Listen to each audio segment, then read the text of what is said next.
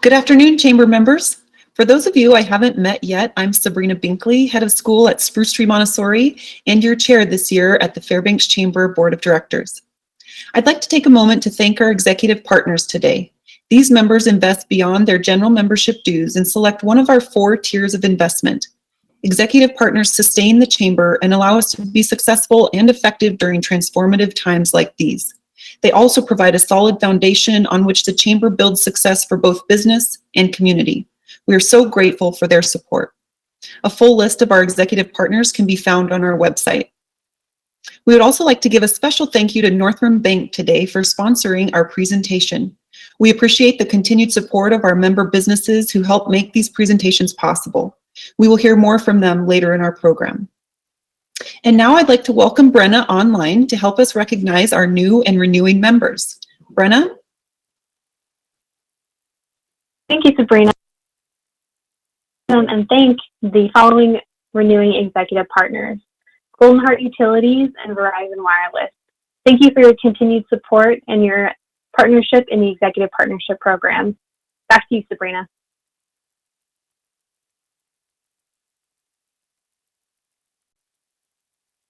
Thanks, Brenna.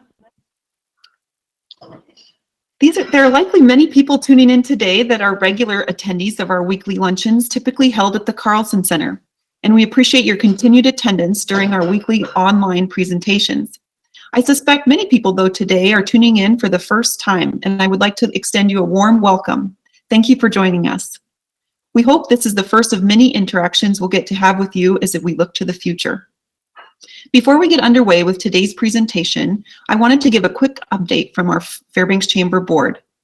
Yesterday, we met and heard from Alaska leadership of Hillcorp, BP, and ConocoPhillips as they discussed their prioritization of human health and safety during this coronavirus pandemic. They also talked about what the world's declining oil prices amid increased production in Russia and Saudi Arabia and what that means for Alaskan production. They also expressed their concern for the ballot initiative that Alaskan voters will see later this year during election season. I'd like to take this opportunity to focus on one of the advocacy priorities established by our board heading into this year.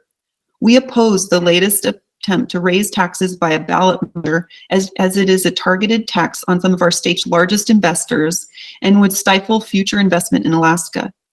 Every oil and gas sector job creates 19 private and public sector jobs across our state.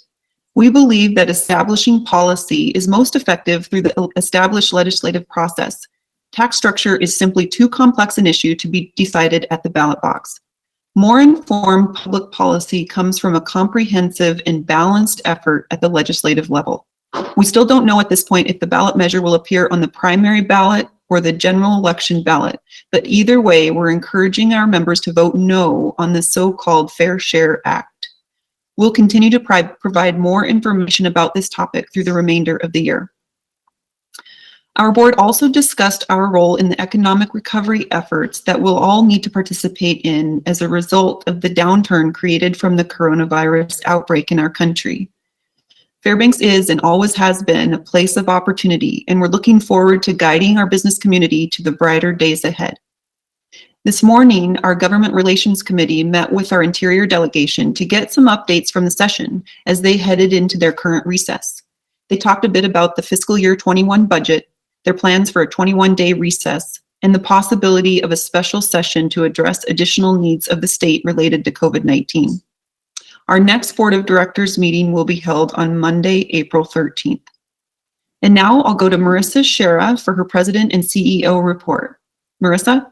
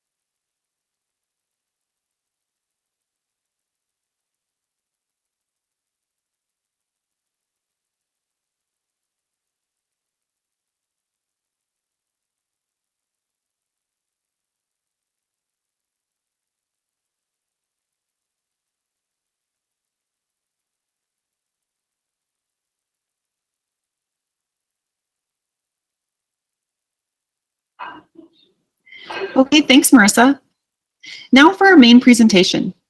The Fairbanks Chamber acknowledges the challenging times that many of our members find themselves in, especially our small businesses.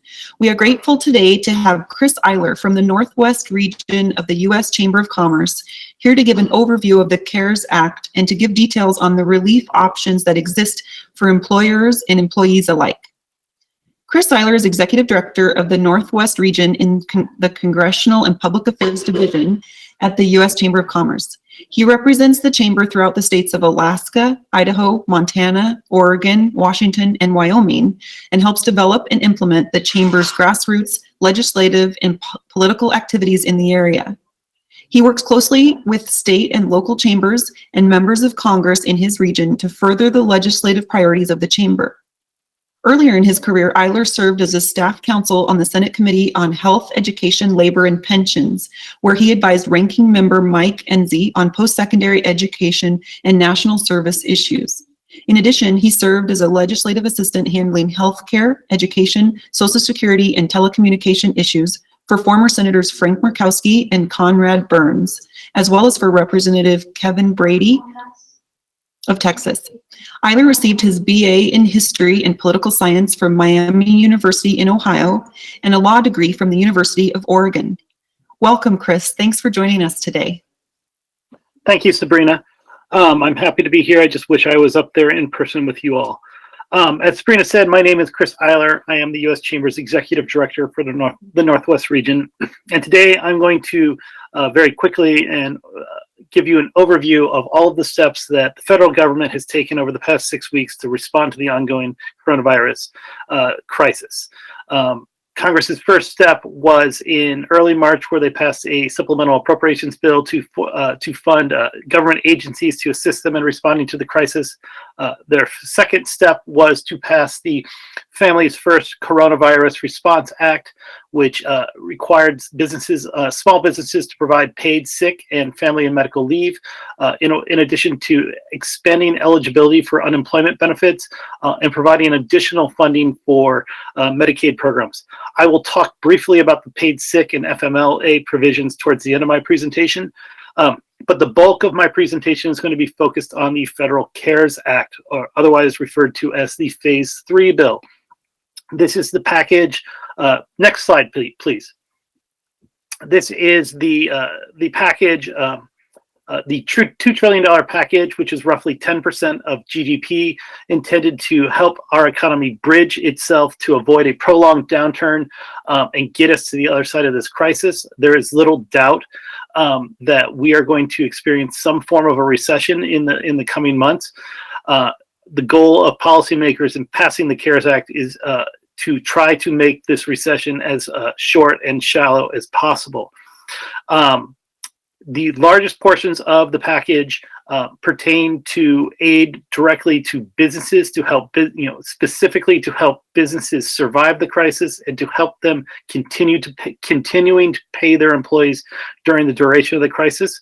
However, there are a number of provisions having to do with an additional $100 billion in funding for hospitals, an additional $150 billion in funding for state and localities, as well as provisions that provide direct aid to individuals and families. Before I get into the details, one thing I want you all to keep in mind is that in the development of this package, it is very vague in places. There are a lot of ambiguities. A lot of this was by design. Congress wanted to give the SBA, the Department of Treasury, the Department of Labor, and other relevant federal agencies as much flexibility as possible in order to get these programs up and running and to get funding into the hands of businesses and individuals. It is also a function of how quickly this legislation was drafted. So again, there are going to be a lot of questions because in the drafting of the legislation, it didn't go through a lot of the rigorous debate that you would typically find in a package of this size. So a lot of the questions you are going to have, we may not have specific answers for. We are trying to get as much guidance out of all of the agencies as these questions arise. And we are putting out a series of documents to help businesses better understand what programs are available under the CARES Act, and I will be referencing those documents as I move through my presentation. The first, just briefly, as I said, there are provisions in the CARES Act to provide direct assistance to individuals. This is going to take the form of checks in the amount of $1,200 per individual taxpayer with an income of $75,000 or less. Above $75,000, that $1,200 will gradually phase out until the individual's income level hits $99,000 per year. Above $99,000 per year, an individual with that income level will not receive a direct payment from the federal government. Additionally, married couples and joint filers with incomes up to $150,000 per year will receive a check for $2,400. That $2,400 check will gradually phase out between $150,000 per year and $198,000 income levels of $198,000 per year. Any income level above $198,000 per year, that couple, those joint filers will not receive any direct payment from the federal government. Additionally, there's an additional $500 tacked on to both the $1,200 and the $2,400 checks for each child. In addition to the direct payment checks, Congress has expanded unemployment benefits. They have, for the purposes of the COVID-19 crisis, they have suspended most of the eligibility requirements that would otherwise be in place to obtain unemployment benefits. In addition to that, in the CARES Act, Congress added from the federal government an additional $600 per week on top of what the state would regularly provide for unemployment benefits. These expanded benefits and the additional $600 will be extended through July 31st, and eligibility to receive the additional payment and the expanded unemployment benefit, unemployment insurance will expire when an individual is called back to work and can return to work.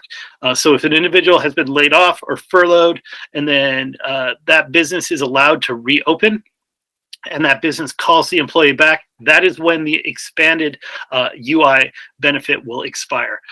And individuals obtain this unemployment benefit just like they would apply for any other unemployment benefit by going to the state's unemployment office. Next slide, please. Now, as I said, the most significant provisions of the CARES Act relate to providing assistance to businesses in order to allow them to continue to operate and continue to pay their employees during the duration of the COVID-19 crisis. These provisions break down into three categories. Assistance that is being provided for all business, irrespective of size, assistance that is being provided for mid-sized and large employers, and then most significantly, new programs created to provide assistance to small businesses, the self-employed, independent contractors, and nonprofits. Next slide, please. First, generally, the bill makes some temporary changes to the tax code. The purpose of these changes is to help businesses with their liquidity and cash on hand so that they have the money available to them now to pay their bills and to continue paying their employees. The most significant of the tax changes is that businesses are allowed to delay payment of the employer portion of payroll taxes, that 6.2% per employee that businesses pay to fund Social Security. They can delay their portion of that tax from between now until January 1st of 2021. If businesses have elected to delay payment, they will still have to pay their portion of the payroll tax at some point, but they can delay it. And the first half of what they delay will not come due until December 31st of 2021. And then the remaining 50% will not come due until December 31st of 2022. Now, there is an interaction here with the Paycheck Protection Program that I'll talk about later. If a business elects to delay their portion of the payroll tax, they cannot also have loans forgiven under the Paycheck Protection Program, and I will talk about that program here shortly. In addition to allowing businesses to delay their portion of the payroll tax, a couple of other changes I just want to point out that were made into the tax code. Businesses can now carry back for 5 years net operating losses for 2018, 2019, and 2020. They can accelerate recovery of AMT tax credits. And the bill restores a deduction that was inadvertently eliminated in the 2017 tax bill as it related to qualified property improvements. The provision that has been restored, the qualified improvement property deduction, now will allow businesses that have made improvements to their property to deduct those costs. This largely can be taken advantage of by restaurants and other retailers that have made improvements to their properties in recent years. Next slide, please. Another tax provision that's being made available to all businesses is the employee retention tax credit. This is a new program, and it is a program that is not getting a lot of attention because it was a late addition to the CARES Act. It was not actually in the original draft of the bill that was introduced just over 2 weeks ago. This tax credit is intended to help employers who have shut down or partially shut down or have experienced a significant, by significant I mean 50% drop in gross receipts, and these businesses who continue to pay their employees during the duration of the COVID-19 crisis. It is a refundable tax credit for up to 50% of the wages paid by the employer to the employee, up to $10,000 per employee. So think of it as a $5,000 tax credit.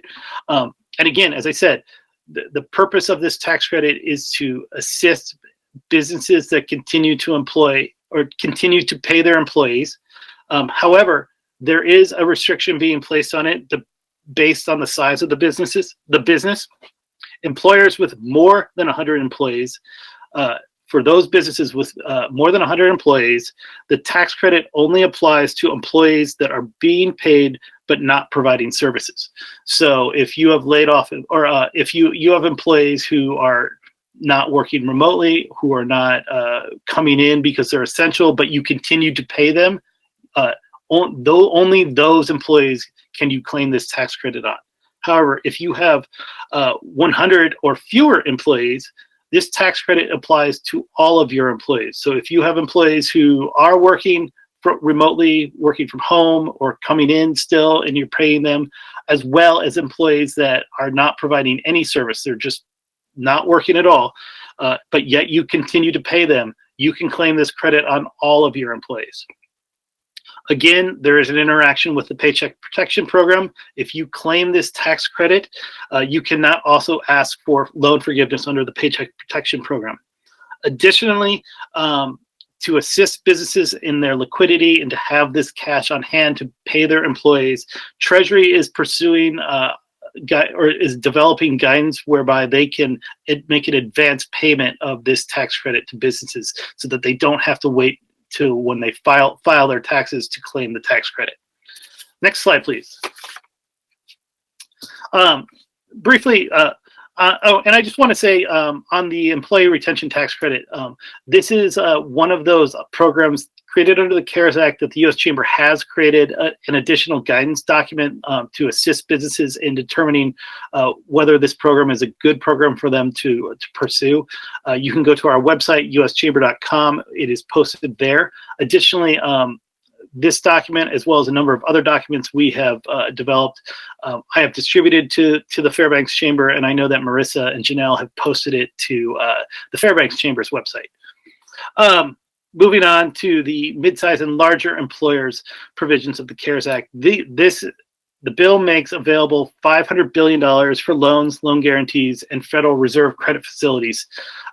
Of this $500 billion, $46 billion of that is being made available or is carved out specifically for the airline industry and critical national security businesses. However, the remaining $454 billion is reserved for businesses in general. These are going to largely be traditional, these are going to look like traditional loans. You obtain them through private financial institutions.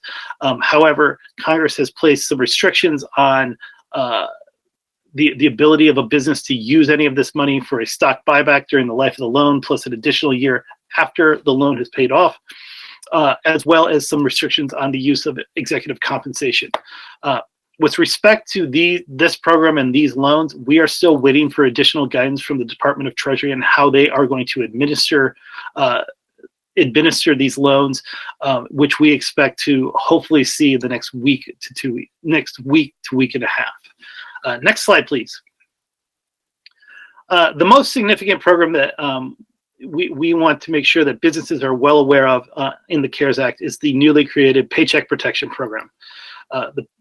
This is a $349 billion loan program for small businesses, which the bill defines as generally less than 500 employees, as well as 501c3 nonprofits, the self-employed, sole proprietors, and independent contractors. Additionally, they have made an exception for restaurants and hotels that are part of national chains. Typically, SBA would look at these as national organizations. However, for the purposes of the PPP program, they are going to look at these businesses on a per location basis. That way, restaurants and hotels that are part of a national chain will likely, if you look at them on a per location basis, will likely fall under that 500 or fewer employee, or fewer than 500 employee threshold to make them eligible for this program. The loans are equal to 2.5 months of average payroll up to $10 million. They are obtained through national and local lenders. Under SBA guidance that's been issued in the last several days, any SBA 7A qualified lender can make PPP loans, as well as they've expanded the program to include any FDIC insured bank or credit union can also make these loans. They've additionally made these the requirements to obtain these loans very minimal. It largely requires that a borrower make a good faith certification that the uncertainty surrounding this crisis is going to adversely impact their business operations. No collateral is being required for the loans, no personal guarantee. Again, they want to make these as easy to obtain as possible and get this money into the hands of businesses so that they can continue to pay their employees. Given that policy objective, they are allowing these loans to convert to grants equal to the amount spent on payroll, rent, interest on mortgage, and utilities for the 8-week period following origination of the loan. This is a dollar for dollar forgiveness in the amount of the loan, so long as 75% of the loan is used to pay payroll, and the remaining amount is used. Any remaining amount is used to pay for rent, interest on mortgage, and utilities during the 8-week period. Any amount is not forgiven converts to a 2-year loan at a 1% interest rate, and the first payment on that 2-year loan is deferred for 6 months. Additionally, in the calculation for average payroll, it only includes payroll. You cannot obtain payment. You can't factor in any pay for any particular employee above $100,000. So when you look at when you're calculating your average payroll, it's only the first $100,000 of salary per employee. When it comes to loan forgiveness, the loan forgiveness will be reduced proportionally if the employer reduces the number of FTEs. So if the employer has 10 employees and you've reduced your FTEs by 1, then any loan forgiveness will be reduced by 10%. Additionally, loan forgiveness is reduced if the employer reduces wages by more than 25%. But going back to the reduction based on a reduction in the number of FTEs, we recognize, or policymakers recognize, that a lot of businesses had to make very quick decisions during the month of March and February, and may have already laid off or furloughed employees as this crisis unfolded. For that reason, businesses can avoid any reduction in the forgiveness if they bring employees back and restore wages generally if they restore wages by June 30th. So if you have laid off employees between under Treasury guidance or SBA guidance, if employees were laid off between February 15th and April 26th, you have until June 30th to bring them back on board and restore their wages in order to avoid any forgiveness under the PPP program. Again, one of the things I want to emphasize is the legislative intent here is to get money in the hands of small businesses so that they can pay their employees and keep the employee tied to the business during the duration of the crisis. That is because it's much better to keep the employee employed and paid by the business rather than have them go on unemployment. And it will also make it easier when we get to the other side of the crisis for that business to restart operations and bring employees back on quickly and get back up and running as fast as they can. And for that reason, keep in mind that even if you have not been deemed an essential business or you're not doing much business right now, it doesn't matter. You can still apply for the loan and you can still continue to pay your employees. The purpose here is to allow you to keep paying your employees while you're not doing much business, or while you can't even operate because you've been deemed a non-essential business. And then the advice I have been giving most businesses who have questions about this is, if you look at their eligibility requirements and you generally fall within those categories, you should begin talking to your employer or talking to your lenders now and get your application in the queue. Right now, there is $349 billion appropriated for this program, and at the current rate that businesses are applying for these loans, it's expected that this money could be exhausted as soon as next week. That being said, Congress is already beginning to look at options for putting an additional $200 to $250 billion into the program, but nothing is guaranteed at this point. The U.S. Chamber has weighed in support of them adding more money as the money gets depleted. But for the time being, I think your best option is to move quickly. If you feel that you are qualified, talk to your lender and get an application into the queue.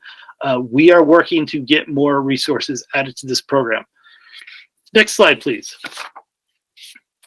And again, as I mentioned earlier, we are developing resource documents to help businesses better understand these programs, to better understand whether they are qualified, what types of information goes into the calculation of average payroll, what types of things will qualify them for forgiveness, as well as what types of things are lenders going to be asking them when they apply for one of these loans.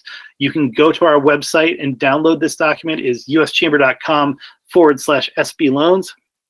And again, I believe that Marissa and Janelle have posted this to the Fairbanks Chamber's website. Next slide, please. The other significant program that the CARES Act is making available to small businesses during this crisis is the SBA's Economic Injury Disaster Loan Program. This is a loan program that has actually been around for quite a while. It is a program that small businesses often utilize following an earthquake, a hurricane, a tornado, or other natural disaster where their operations are significantly impacted. It is available to small businesses with fewer than 500 employees, as well as nonprofits, including faith-based nonprofits, as well as sole proprietors and independent contractors. It provides provides up to $2 million in working capital on a 30-year term at 3.75% and a slightly reduced interest rate for nonprofits. It is an actual loan. It does not convert to a grant. However, payments of this loan are deferred up to a year. And under the CARES Act, they have made the loans, they've loosened the loan eligibility requirement. They're basing the loans on credit scores. No tax returns will be immediately required. You can obtain up to $200,000 without a personal guarantee. And for loans of less than $25,000, you do not have to put up any collateral. For loans over $25,000, they're going to ask for a general security interest.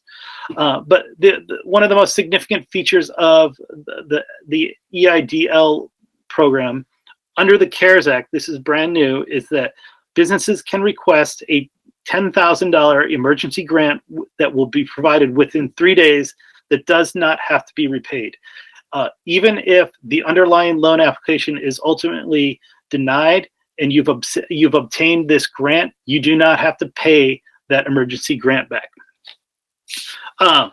One thing I want to caution you on is that we are hearing from a lot of small businesses that have applied for the EIDL emergency grant is that it is taking a lot longer than 3 days. And what we're hearing is that due to the volume of applications that the SBA is receiving, they are often not getting to an opportunity to review applications for up to between 14 and 21 days. However, once they have a chance to review those applications, they are telling us that they are able to get the emergency grant out within that 3-day period. Additionally, under guidance that they have released in the past several days, the grant is up to $10,000. It's not necessarily a guaranteed $10,000, but they are still working out exactly how they are basing the amount of that grant. We have heard from some chambers and some businesses across the country that SBA is basing the amount of the grant on the number of employees you have and issuing the emergency grant as $1,000 per employee. But we, what we're hearing is very sporadic and coming from all different types of chambers and different businesses. So we have asked SBA for further guidance on how they are calculating the amount of the emergency grant, and we'll have hopefully have more information for local chambers and their members in the coming days.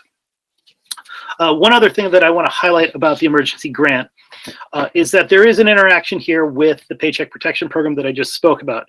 If you do receive an emergency grant under the EIDL program, the amount of that emergency grant will be deducted from any loan forgiveness that you obtain under a PPP loan. Additionally, if you have first obtained an EIDL loan and then obtain a subsequent PPP loan, you need to keep in mind that you cannot get both loans for the same purpose. They have to be for different purposes. And then lastly, as I mentioned, the EIDL loans, these are direct grants provided directly from the SBA. So you go to sba.gov to apply for the loan directly from the SBA. Next slide, please. As I said at the outset, I'm also going to talk very briefly about some of the provisions provided in the Phase 2 bill, the Families First Coronavirus Response Act, specifically the Paid Sick Leave and the Paid Family and Medical Leave Act provisions in the Phase 2 bill. Excuse me. With respect to paid sick leave, under the Phase 2 bill, employers with fewer than 500 employees are required to provide 10 days of paid sick leave if that leave is related to the COVID-19 crisis. The sick leave can be taken when the employee is ill, quarantined due to exposure, to take care of a sick or quarantined family member, or to take care of a child during a school closure. That leave is provided at the employee's regular rate of pay up to a maximum of $511 per day if the employee is taking care of themselves.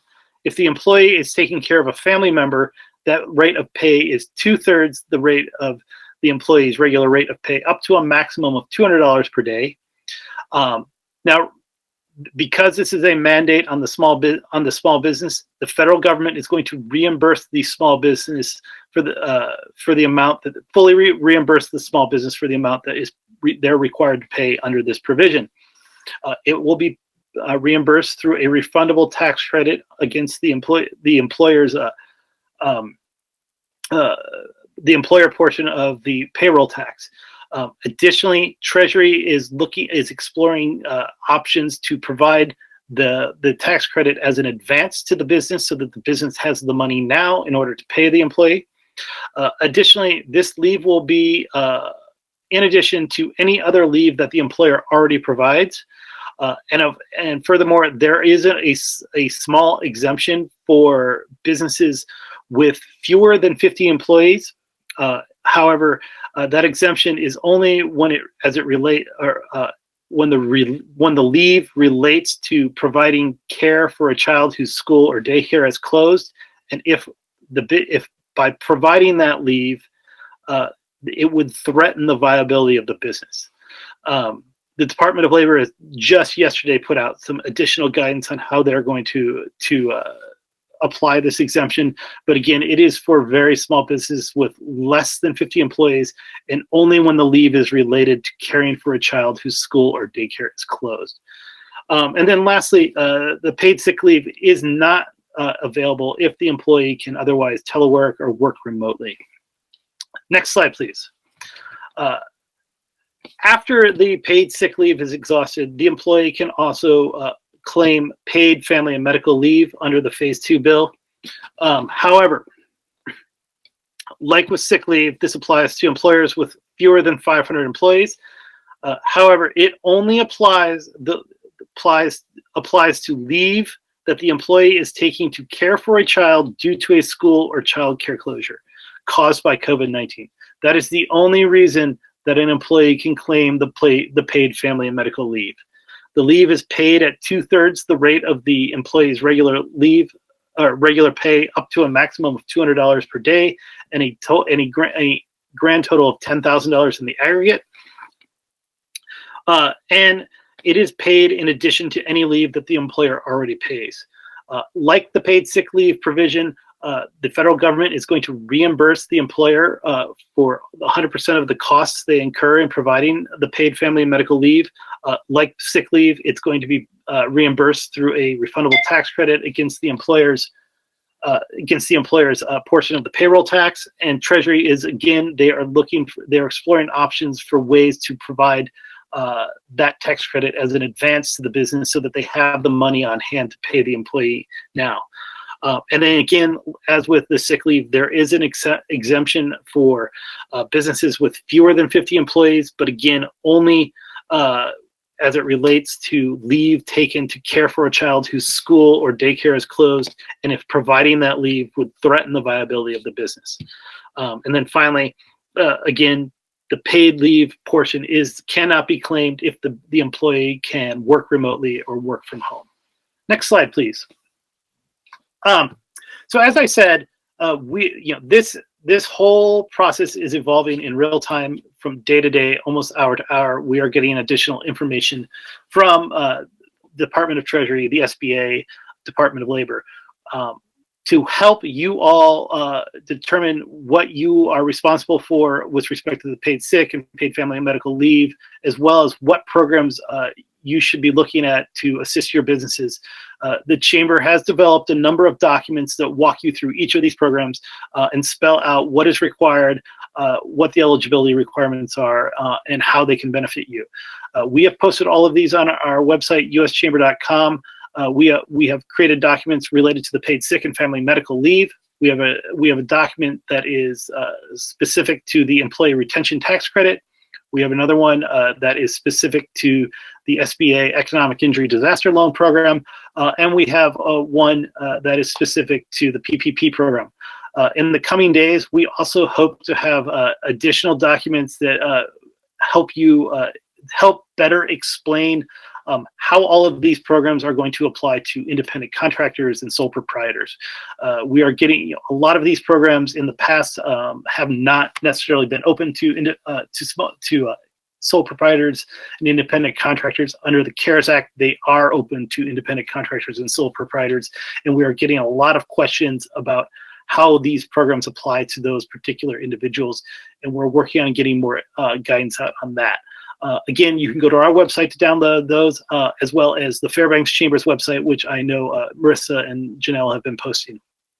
And then lastly, the U.S. Chamber has a small business resources webpage, uschamber.com/co. In addition to all of these documents that I just talked about, we're posting a number of other documents with guidance to help businesses get through the crisis, things they need to, best practices they should be following in terms of if they continue to operate while during the duration of the crisis, and other things that they should be taking into consideration in working with their employees. Again, you can download those on our website at uschamber.com/co. And with that, I'm happy to take any questions. Wow, thank you so much, Chris, for that thorough presentation. There are so many options. I know we do have a number of questions that came in on our chat feed. So if you have a question, if you could go ahead and type that into the window, I'll go to Janelle to manage those questions, and we'll get to as many as we can today. But again, Chris, thank you for your collaboration and getting this information out to our members. We'll be sure to provide all of those links, not only on our website, but through email via our newsletter. So with that, we'll go to Janelle for our first question. Yes, and we've had a couple that were similar, so I'm kind of going to paraphrase some of them. So this is kind of a broad question, but I think it's relevant. For these programs that you've been talking about, can you clarify how they might work differently for nonprofits than for for-profit companies? So on the PPP program, the Paycheck Protection Program, the only nonprofits that are eligible for the PPP program are 501c3 nonprofits and 501c19 nonprofits. Those are veterans organizations. For the SBA Economic Injury Disaster Loan Program, that is open to all nonprofits. So that is the big difference, is that right now under the current statute, PPP loans are limited to 501c3s and veterans organizations. Otherwise, a 501c3 can apply for a PPP just like any other small business that would otherwise meet the SBA's requirements.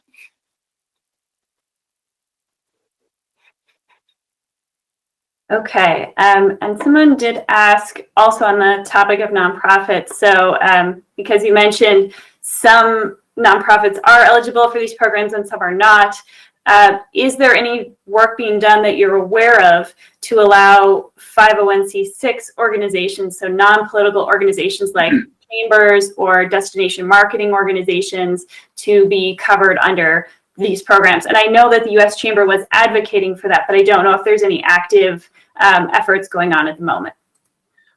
Yes, this is one of the things that we are looking at options to get included in a potential Phase 4 bill. But right now, it's difficult to say how realistic that is.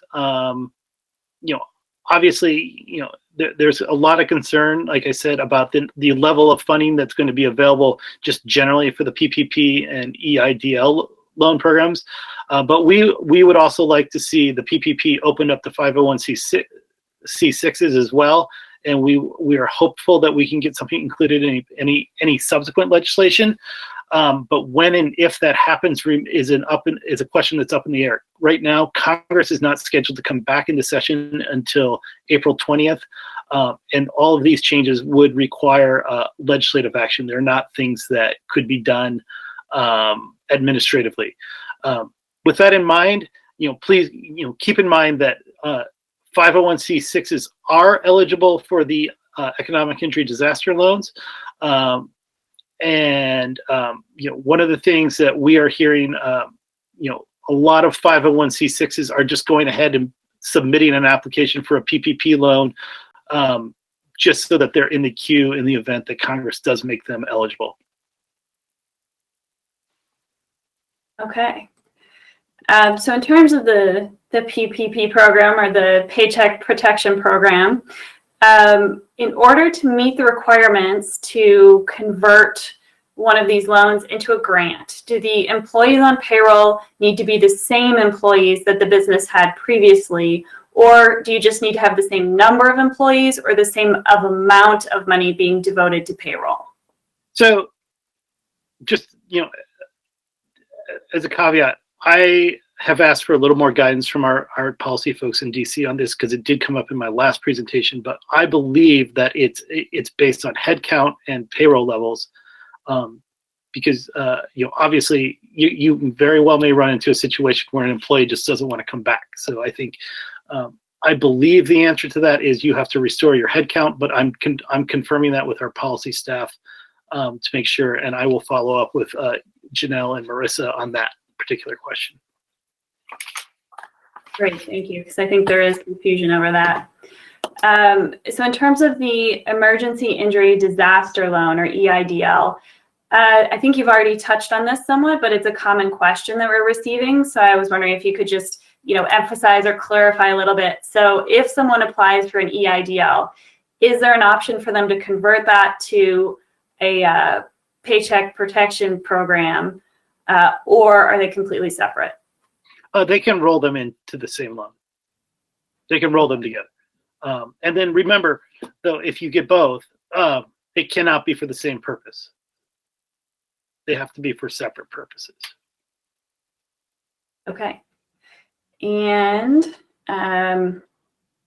is there, and I don't know if we missed this, if you already covered it, but do you have any advice or tips that you can offer specifically to seasonal businesses that would normally be ramping up this time of year in expectation of the summer season?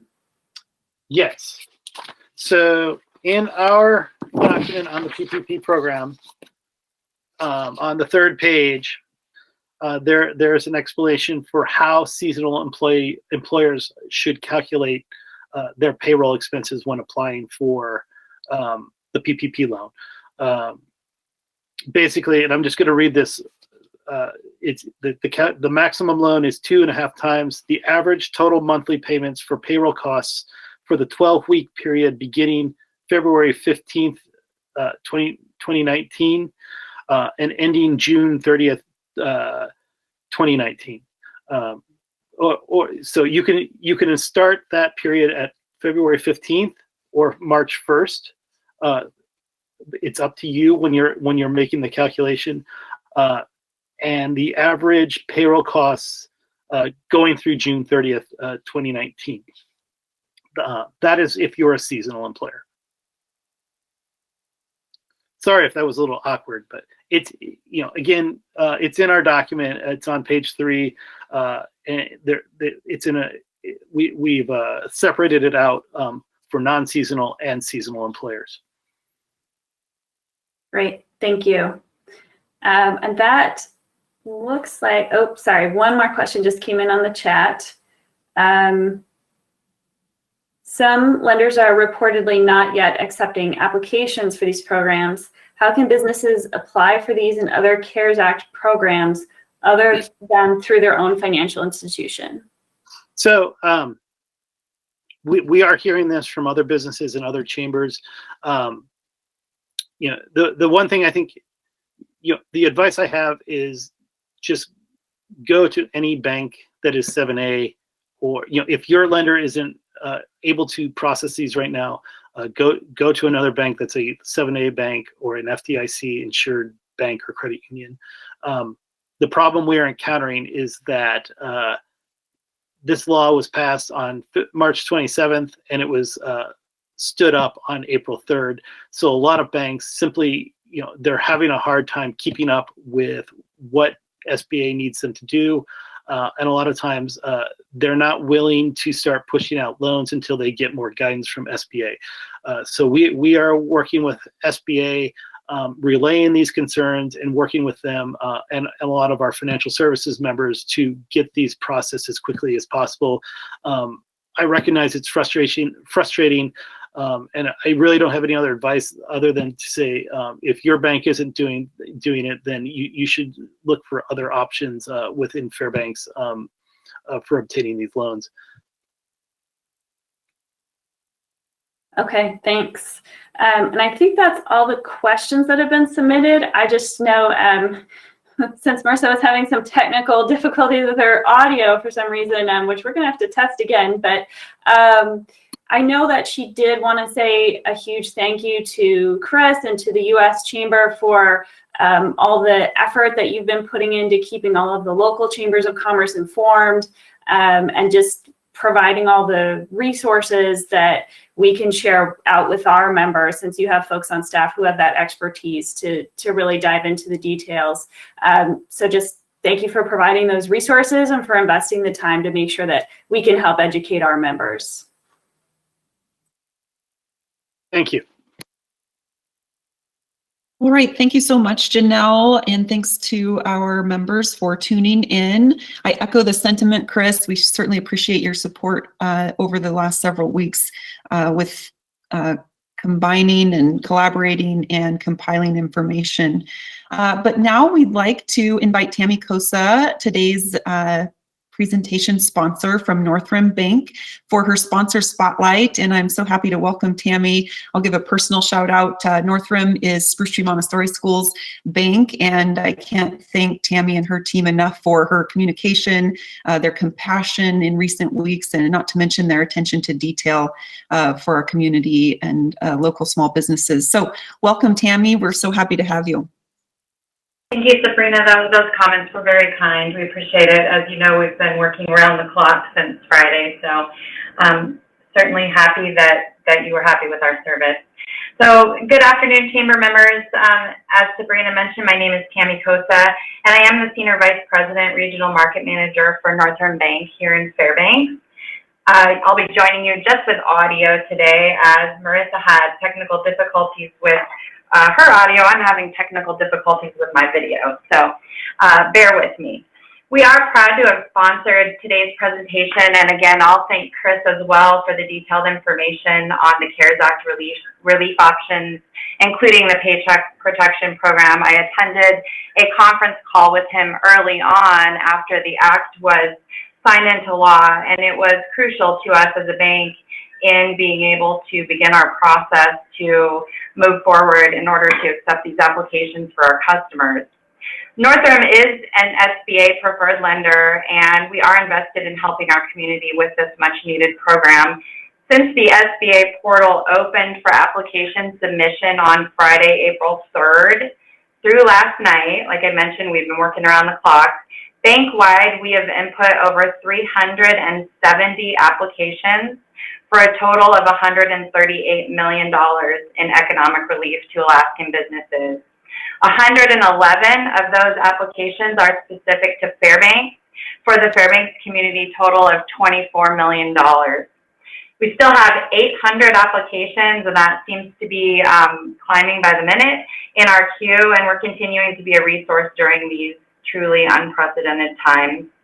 We have additional resources for you available at www.northrim.com, including the U.S. Chamber document that Chris referred to in his presentation specific to the Paycheck Protection Program.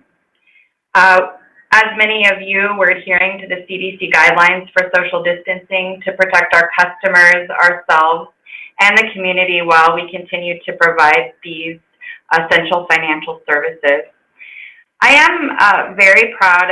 A lot of the media reports have been very positive in terms of what community banks are doing with their role in this Paycheck Protection Program and how they're being able to service their community businesses.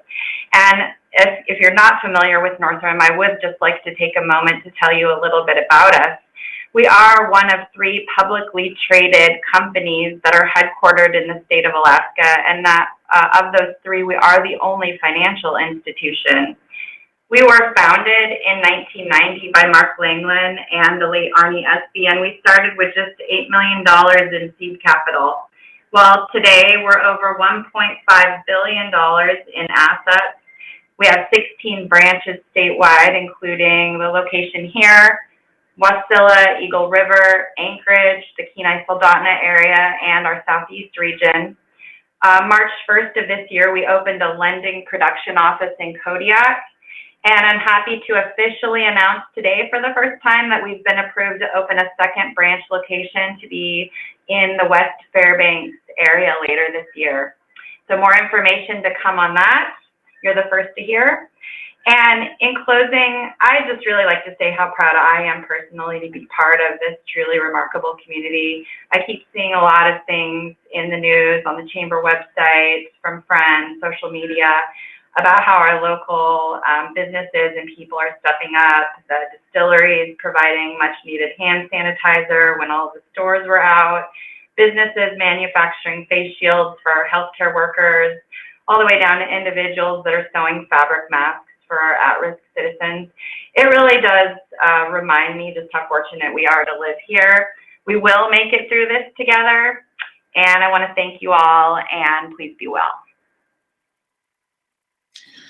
Thank you so much, Tammy. I echo that sentiment. It truly is a pretty special place here in the interior.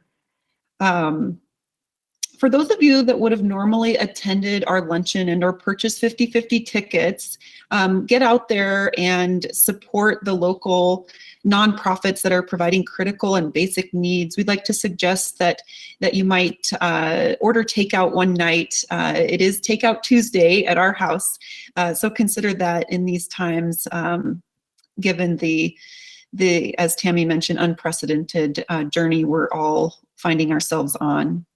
And as Tammy mentioned as well, the Chamber is also continuing to adapt our presentations to shelter-in-place guidelines. We appreciate your continued participation. And next week, we will engage with Colonel Ruga, Garrison Commander of Fort Wainwright.